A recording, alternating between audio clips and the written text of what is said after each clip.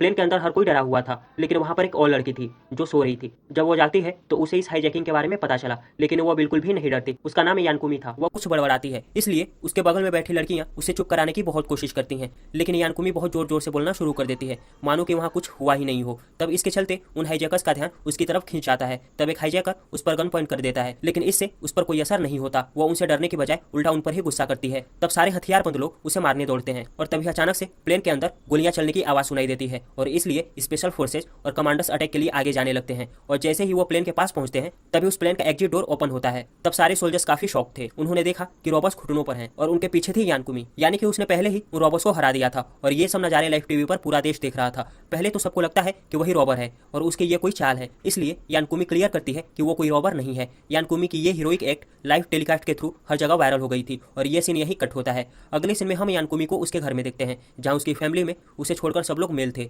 सिर्फ वही एक अकेली लड़की थी, इसलिए उसकी पूरी फैमिली उसकी बहादुरी और देशभक्ति के इस हीरोइक एक्ट को सेलिब्रेट करती है और वो उसे कहते हैं कि उन्हें उस पर गर्व है। और यही हमें एक राज का पता चलता है कि यानकुमी कोई आम लड़की नहीं थी, बल्कि वो याकुजा की कमांडर थी। जब वो छोटी थी तभी उसके पेरेंट्स की डेथ हो गई थी और वो अपने दादा के साथ रहती थी, इसलिए वो अपने दादा के बाद याकुजा गैंग की आखिरी वारिस थी। लेकिन बाहर किसी को भी पता नहीं था कि उसकी फैमिली वाले याकुजा मेंबर्स हैं। वो लोग अपने काम को बहुत छुपा कर रखते थे, इसलिए यानकुमी भी एक हाई स्कूल में मैथ्स की टीचर थी और उसने भी अपनी फैमिली बैकग्राउंड को अपने स्टूडेंट्स और कलीग से सीक्रेट रखा हुआ था। अब अगले दिन जब यानकुमी स्कूल आई तो उसने ये नोटिस किया कि उसके कलीग्स रिसेंटली हुए प्लेन हाईजैकिंग रेस्क्यू एक्टिविटी को डिस्कस कर रहे थे और उसकी बहुत तारीफ करते हैं। लेकिन उसी समय वहाँ प्रिंसिपल आ गए और यानकुमी को साइड में ले जाकर उसे कहते हैं कि इस तरह की बड़ी न्यूज स्टोरीज से उसे लोगों की अटेंशन अपनी तरफ नहीं खींचनी चाहिए, क्योंकि इस तरह उसके रियल आइडेंटिटी एक्सपोज हो सकती है कि वो एक याकुजा कमांडर है। तब वो प्रिंसिपल की बातों से एग्री करती है और उन्हें यकीन दिलाती है कि अब से ऐसा नहीं होगा। और तभी वहाँ एक न्यू ट्रेनी टीचर आता है जिसका नाम ओडागिरी था। असल में ओडागिरी यानकुमी का एक पुराना स्टूडेंट था। दरअसल जब ओडागिरी हाई स्कूल में था तो उसे यानकुमी पढ़ाया करती थी। ये देखकर वो काफी ज्यादा खुश होती है कि उसके स्टूडेंट्स उसके नक्शे कदम पर चलते हुए टीचर्स बन रहे हैं। लेकिन यानकुमी उस समय काफी अपसेट भी हो गई जब ओडागिरी ने बताया कि वो इस टीचर की जॉब सिर्फ इसलिए कर रहा है क्योंकि उसे और कोई दूसरा काम नहीं मिल रहा और इसका ये मतलब नहीं है कि वो एक टीचर बनेगा। अगले सीन में यानकुमी ओडागिरी को उसके क्लास में ले आती है और उसे छात्रों से इंट्रोड्यूस करवाती है। यहाँ ओडागिरी काफी शौक था क्योंकि वो स्टूडेंट्स यानकुमी के रिस्पेक्ट नहीं करते थे। वो उसकी कोई भी बात नहीं सुनते और सभी उसे इग्नोर कर देते हैं। उसे कोई भी सीरियसली नहीं लेता, लेकिन फिर भी यानकुमी स्कूल के नियम के तहत उन्हें बाहर ग्राउंड में इन्वाइट करती है ताकि सभी ओडागिरी के बारे में जान सके। लेकिन कोई भी स्टूडेंट ग्राउंड में नहीं आता, जिसके कारण वो काफी ज्यादा अपसेट होती है क्योंकि वो ओडागिरी के सामने बहुत ही शर्मिंदा हो गई थी। अब अगले समय हम 5 स्टूडेंट्स को स्कूल के छत पर देखते हैं जिनके लीडर का नाम रियान था। रियान यहाँ पर अपने दोस्तों से ये डिस्कस करता है कि ओडागिरी अचानक से टीचर बनकर अपने ही स्कूल में वापस क्यों आया। अब क्योंकि ओडागिरी काफी ज्यादा नोटी और बदमाश किस्म का स्टूडेंट हुआ करता था, इसलिए उन्हें दाल में कुछ काला लगता है। अगले सीन में कुछ लड़के एक कैफे में इकट्ठा लंच कर रहे थे। तभी वहाँ 2 लड़के आकर उन्हें बताते हैं कि उन्होंने यानकुमी को ओडागिरी के साथ देखा है। असल में ये लड़के यानकुमी के पुराने स्टूडेंट्स थे। अब ये सुनते ही सभी शौक थे क्योंकि उन्हें यकीन नहीं होता कि यानकुमी ने बॉयफ्रेंड बना लिया, क्योंकि उन्हें कभी नहीं लगता था कि वो अपने लिए कोई बॉयफ्रेंड भी ढूंढ सकती है। वो बातें कर ही रहे थे कि तभी यानकुमी ओडागिरी को लेकर लंच के लिए उसी जगह पहुंच गई और तब ये देखकर तो सभी की सिट्टी पिट्टी गुल हो गई। उसे देखकर सब अपना मुंह छुपाने लगे। जब यानकुमी की नजर उन पर यानी कि अपने पुराने स्टूडेंट्स पर पड़ती है तो वो ओडागिरी को उनसे इंट्रोड्यूस करवाती है और इस तरह उन्हें पता चला कि वो सिर्फ एक नया टीचर है जो कि उसी स्कूल में पढ़ाता है। तब उन्हें रियलाइज हुआ कि उन्होंने सिचुएशन को मिसरीड किया है, ओडागिरी उसका बॉयफ्रेंड नहीं है।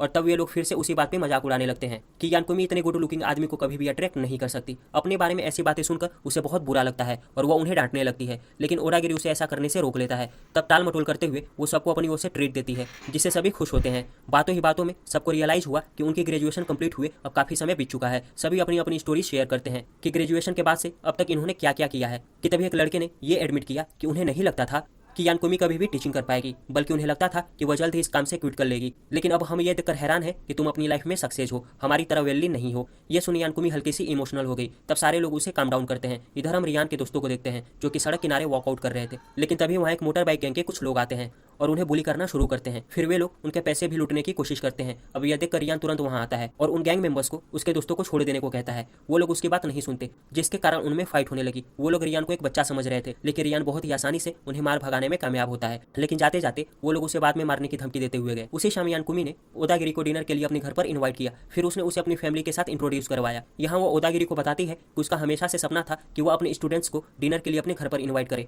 वो बहुत ही खुश थी, इसलिए वो बहुत ही ड्रिंक कर लेती है। अब ज्यादा ड्रिंक करने के चलते वो वहीं सो जाती है, जिसके बाद ओडागिरी उसके ग्रैंडफादर से बातें करने लगता है और उसने ये रिवील किया कि वो यानकुमी के कारण ही टीचर बना है। हालांकि यानकुमी थोड़ी सी अनोइंग है, लेकिन फिर भी उसने उसे जीवन के कई सबक सिखाए थे और हाई स्कूल में उसे हार्ड वर्क करने के लिए इंस्पायर किया था। अब अगले दिन स्कूल जाते हुए यानकुमी अचानक से अपने 2 फॉर्मर स्टूडेंट से टकराती है और वह भी अपने स्कूल के दिनों में काफी बदमाश और फनी नेचर के थे, लेकिन उन्होंने उसे बताया कि अब उन्होंने अपनी लाइफ को काफी बदल लिया है, जिसके चलते उनकी लाइफ पहले से काफी ज्यादा बेहतर हो गई है। हालांकि वहाँ एक आदमी स्पीच दे रहा था, वो एक सक्सेसफुल IT बिजनेसमैन था और यहाँ उसका एक मोटिवेशनल प्रोग्राम था। यानकुमी ने जब उसे गौर से देखा तो उसे पता चला कि उस आदमी का चेहरा उसके एक्स लवर से काफी मिलता जुलता है। वो उसे लगभग अपना लवर ही मान लेती है, लेकिन उसे जल्द ही रियलिटी का पता चलता है कि वो आदमी शू चेन है, जो कि जापान का सबसे अमीर आदमी है और अपना इन्फ्लुएंस बढ़ाने के लिए अब वो गवर्नर का चुनाव लड़ रहा था। यह जानकर यानकुमी को बहुत अच्छा लगता है, इसलिए वो उसकी कैंपेन के लिए अपने स्ट्रॉन्ग सपोर्ट को डिक्लेयर करती है, जिससे शू चेन को काफी लोगों का सपोर्ट मिलता है। इधर हम स्कूल का सीन देखते हैं, जहाँ अचानक से वो मोटरसाइकिल गैंग आता है।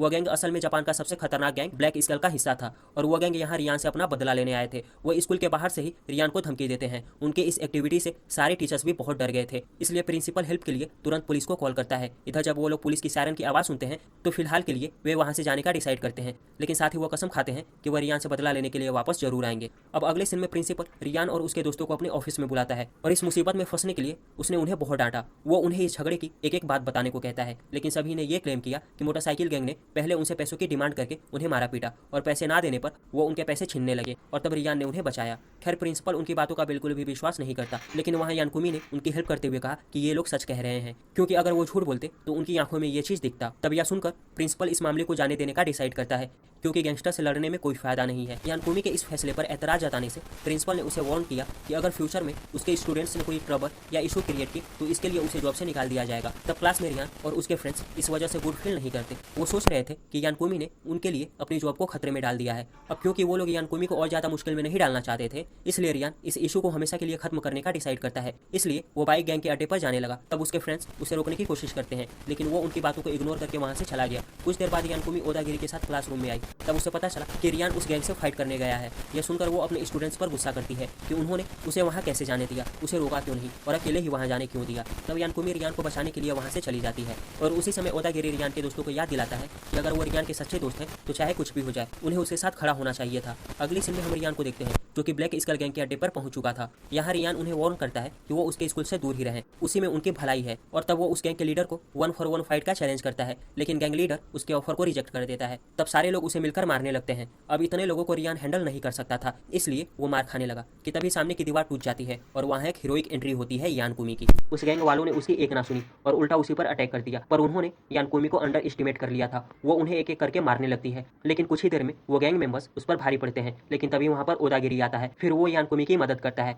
और दोनों मिलकर उन्हें इतना ज्यादा मारते हैं कि वो लोग वहाँ से भागने पर मजबूर हो जाते हैं। कि तभी वहाँ पे रियान के भी दोस्त पहुंच चुके थे, जो कि रियान की हेल्प करने के लिए यानकुमी और ओदागिरी का शुक्रिया अदा करते हैं। रियान यहाँ थोड़ा कंफ्यूज दिखाई दे रहा था कि कैसे एक आम से टीचर इस तरह से फाइट कर सकती है, जिस पर वो उसे बताती है कि वो यह सब करने में इसलिए सफल हो गई थी क्योंकि वो अपने स्टूडेंट्स की केयर किसी भी कीमत पर करती है। अगली सुबह से रियान और बाकी के लड़के यानकुमी के रिस्पेक्ट करने लगते हैं और उसे गुड मॉर्निंग कहते हैं। यह देखकर यानकुमी काफी ज्यादा खुश थी कि आखिरकार उसके स्टूडेंट्स उसकी कदर करने लगे थे। अब अगले सीन में कुछ पुलिस वाले स्कूल में आते हैं, तो वो चौंक जाती है क्योंकि उसे लग रहा था कि वो यहाँ कल बाई गैंग से हुई फाइट के कारण आए हुए हैं। लेकिन पुलिस वालों ने बताया कि उनका एक स्टूडेंट जिसका नाम शुंग है ड्रग डीलिंग में इन्वॉल्व है और प्रशासन से छुपा हुआ है। दरअसल वो लोग स्कूल में उसे ढूंढने और उसका पता जानने आए थे, लेकिन यानकुमी उनसे कहती है कि यह सच नहीं हो सकता क्योंकि शुंग तो उनके स्कूल के सबसे ब्रिलियंट स्टूडेंट्स में से एक है। पर ऑफिसर्स का कहना था कि उन्हें शुंग का वॉलेट ड्रग डिलीवरी के एक क्राइम सीन पर मिला है और वो पिछली रात से ही उनसे भागता फिर रहा है। यह कहने के बाद पुलिस वाले वहां से जाने लगते हैं, लेकिन जाते जाते उन्होंने कहा कि अगर उन्हें शुंग कहीं भी दिखाई दे तो वह सबसे पहले उन्हें इन्फॉर्म करे।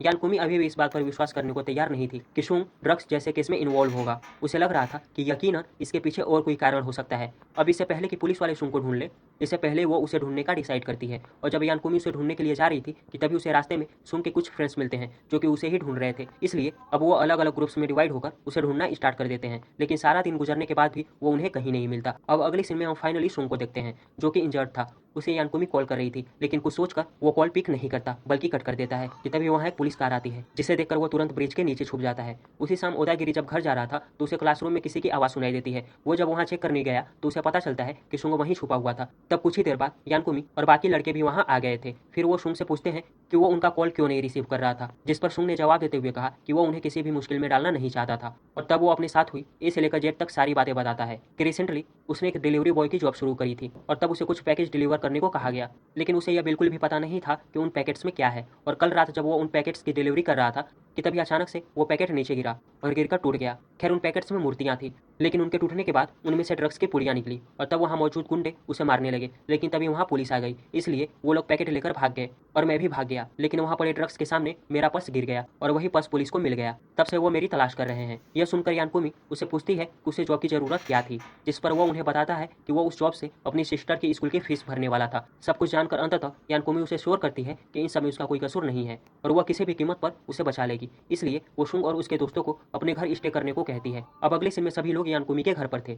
तब यानकुमी अपने आदमियों से इस ड्रग डीलिंग केस के बारे में सब कुछ पता करने को कहती है। फिर बाद में वे लोग उसे बताते हैं कि इस इलीगल बिजनेस के पीछे का मास्टरमाइंड और कोई नहीं बल्कि सुचेन है, जिसकी पहचान पूरे देश भर में एक मोटिवेशनल स्पीकर और सक्सेसफुल बिजनेसमैन की है, जैसे हमारे देश में विवेक बिंद्रा की थी। अब क्योंकि सुचेन काफी ज्यादा अमीर था, बल्कि उसकी पहुंच सरकार में भी थी, इसलिए उसके साथ पंगा लेना और उसके क्राइम्स को एक्सपोज करना काफी ज्यादा डिफिकल्ट था। ये सुनते ही यानकुमी को बहुत गुस्सा आता है और वो सुचेन के क्राइम्स को पब्लिक में एक्सपोज करने की कसम खाते हैं। तब शुंग और उसके फ्रेंड्स भी यह सब कुछ सुन रहे थे। वो इस मामले को अपने हाथ में लेकर सोल्व करने का डिसाइड करते हैं ताकि यानकुमी किसी खतरे में ना पड़े। इसलिए अगले दिन शुंग और उसके दोस्त सुचेन के हेडक्वार्टर पहुंचते हैं ताकि वे लोग कोई एविडेंस ढूंढ सके, क्योंकि उस दिन उसका एक बहुत बड़ा सेमिनार होने वाला था, जिसकी वजह से उसकी टीम हेडक्वार्टर में ज्यादा इन्वॉल्व नहीं रहेगी। दूसरी तरफ हम यानकुमी और ओदागिरी को भी देखते हैं। वो दोनों भी उसी तरफ बढ़ रहे थे। दोनों वहां पहुंचकर बहुत सारे रिपोर्टर्स को देखते हैं जो कि सुचेन के सेमिनार को लाइव ब्रॉडकास्ट के लिए कैंपेन प्रिपेयर कर रहे थे। फिर इसके बाद दोनों सुचेन के रूम में एंटर होने की कोशिश करते हैं। दूसरी तरफ शुंग और उसके दोस्तों को एक रूम में बहुत सारे बॉक्सेस मिलते हैं जिनमें उसी ड्रग्स को छुपाया गया था। लेकिन तभी अचानक से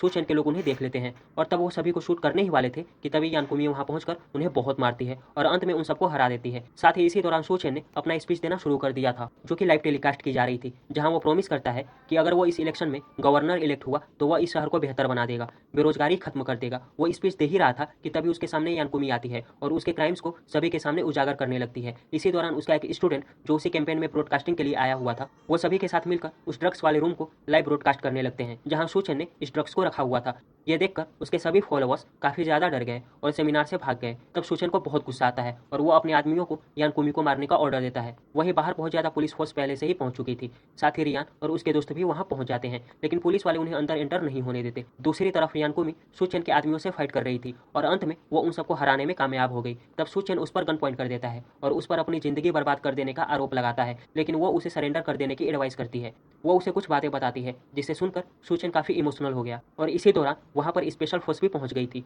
और वो उसे शूट करने ही वाली थी, लेकिन यानकुमी उन्हें शूट करने से रोक देती है क्योंकि सुचेन अब सुधर चुका था। इसलिए पुलिस अब उसे शूट नहीं करती और उसे अरेस्ट कर लिया जाता है और पूरा देश यानकुमी की बहादुरी को देख बहुत हैरान था। अगले दिन तक यानकुमी एक सेलिब्रिटी बन चुकी थी, जहाँ सभी टीचर्स और प्रिंसिपल उसकी ब्रेवरी के लिए तारीफ करते हैं। जिसके बाद क्लास में वो अपने स्टूडेंट्स को किक द कैन गेम खेलने के लिए इन्वाइट करती है और इस बार पूरी क्लास यानकुमी के कहने पर